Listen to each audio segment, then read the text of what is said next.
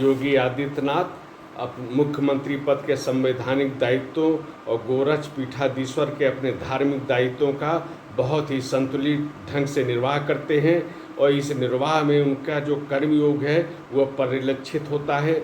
इस बार गोरखपुर की यात्रा में उनका यही जो चिर परिचित शैली है वो दिखाई दी। उन्होंने दोनों ही दायित्वों का निर्वाह किया, कोई अवकाश नहीं लेते हैं वो, और लगातार सतत कार्य करना यही कर्मयोग है जिस पे उनका निर्वाह होता है।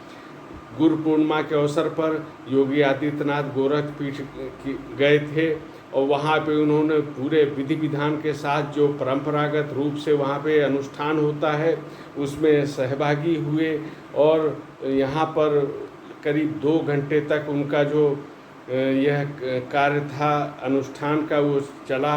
यहाँ पे उन्होंने अपने जो गुरुजन थे उनको और जितने भी देव विग्रह थे उन सब का पूजन अर्चन किया, आशीर्वाद लिया।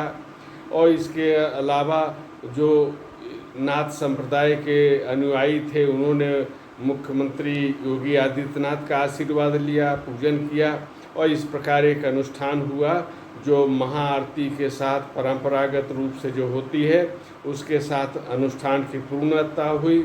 योगी आदित्यनाथ जब वहाँ जाते हैं तो गौशाला भी जाते हैं, उनको गुड़ खिलाते हैं। वो दृश्य निश्चय ही बड़ा मनोहारी होता है। गायों को, उनके बछड़ों को वो नाम से पुकारते हैं, वो भाव विवल होकर उनके पास आते हैं।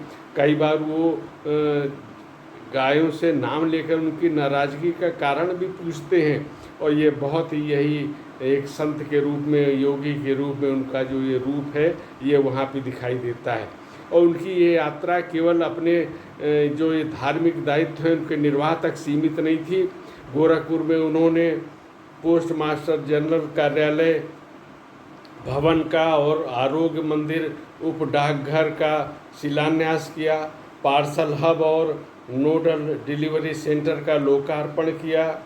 और उन्होंने ये बताया इस अवसर पर कि कुछ समय पहले ऐसा लगता था कि जो संचार क्रांति हुई है उससे डाक विभाग बंद हो जाएगा, लेकिन प्रधानमंत्री नरेंद्र मोदी ने इसको डिजिटल क्रांति से जोड़ने का काम किया और आज एक नए स्वरूप में, नए कलेवर में डाक विभाग दिखाई दे रहा है और जनता की सेवा में लगा हुआ।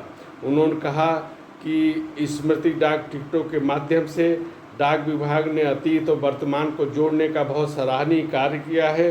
कोरोना काल में इनके द्वारा जो इनके कर्मचारी थे उनके द्वारा जो सेवा कार्य किया गया वो भी बहुत ही सराहनीय था और लोगों तक इन्होंने जो परिजनों द्वारा भेजी राशि थी उसको भी पहुंचाया और एक बहुत ही उनका महत्वपूर्ण कार्य था। इस प्रकार हम देखते हैं कि गोरखपुर की यात्रा में योगी आदित्यनाथ ने एक बार फिर अपने जो कर्मयोग और कर्म कौशल था उसी के अनुरूप कार्य संपादित किए।